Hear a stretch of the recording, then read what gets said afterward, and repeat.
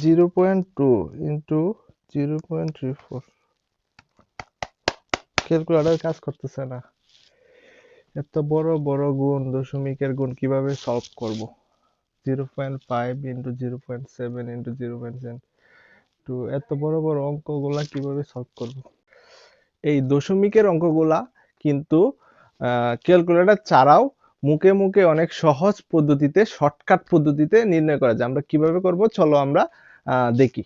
ফার্স্টে আমি দিছি 0.2 মানে 0.2 পূরণ 0.35। এটা আমরা কিভাবে মুখে মুখে শর্টকাট পদ্ধতিতে করব। প্রথমে আমাদের কাজ হচ্ছে আমরা দশমিক মাথায় আনবো না। কি করব আমরা? দশমিক মাথায় আনবো না। দেখো এখানে কি করছি, আমরা দশমিক মাথায় আনছি না। যদি আমরা দশমিক মাথায় না আনি, দেখো কি থাকে, 2 পূরণ 35। 35 দোকানে কত হয়? 70 হয় না? 35 দোকানে কিন্তু 70 হয়। আমরা 70 লিখবো, 70। ঠিক আছে, 70 লেখার পরের কাজ কি?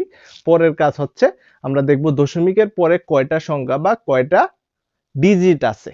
দেখো এখানে দশমিকের পরে একটা সংখ্যা, এখানে দশমিকের পরে দুইটা সংখ্যা, তাহলে টোটাল কয়টা সংখ্যা হয় ভাইয়া? টোটাল সংখ্যা হয় একটা, দুইটা, তিনটা। তিনটা সংখ্যা না? আমরা কি করব? ডান দিক থেকে আসব। দশমিকের পরে কিন্তু তিনটা সংখ্যা হবে, আমরা অলরেডি বুঝা ফেলছি, অগ্রিম ভবিষ্যৎবাণী কইরা ফেলছি। আমরা কি করব? ডান দিক থেকে আসব, 1 2 3, তার মানে আর একটা সংখ্যা হবে, পরে আমরা দিয়ে দিব। তাহলে কি হয়? 0.07। 0.07, 7 এর পরে শূন্যটা আমি কেন বলছি না? কারণ আমরা জানি দশমিকের পরে শূন্যর কোনো দাম নাই।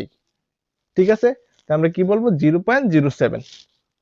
এর পরেরটা যদি আমরা দেখি, দেখো পরেরটা যদি আমরা এভাবে দশমিককে মাথায় না নিই, দেখো দশমিককে যদি আমরা মাথায় না নিই কি হয় তাহলে? 5 7 35। 35 দোকানে কত হয়? 70। এটাও 70ই। ঠিক আছে, আমরা 70 লেখলাম। 70 লেখার পরের কাজ কি?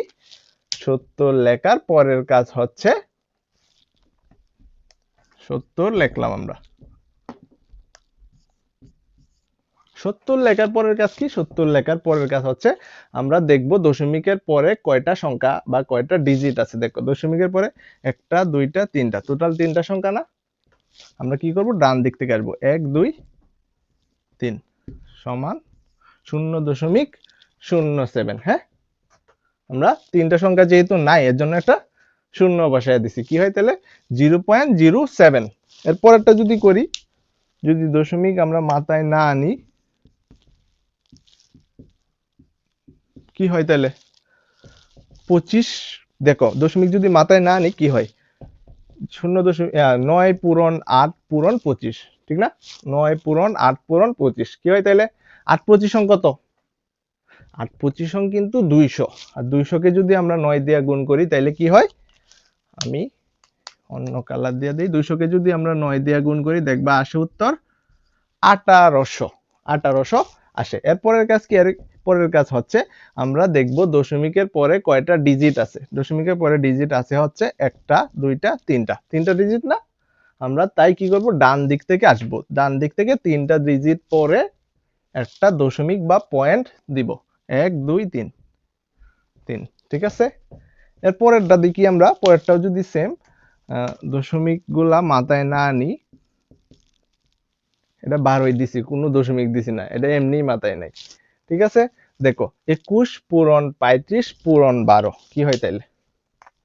21 পূরণ 35। ফার্স্টে এই দুইটা আমরা গুণ করি, 21 পূরণ 35।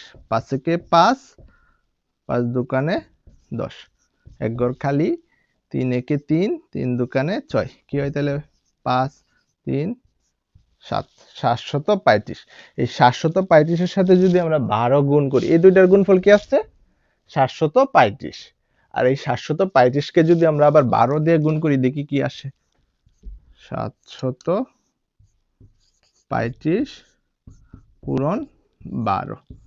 5 দোকানে 10 এর শূন্য, 3 দোকানে 6 আর 1 7, 7 দোকানে 14।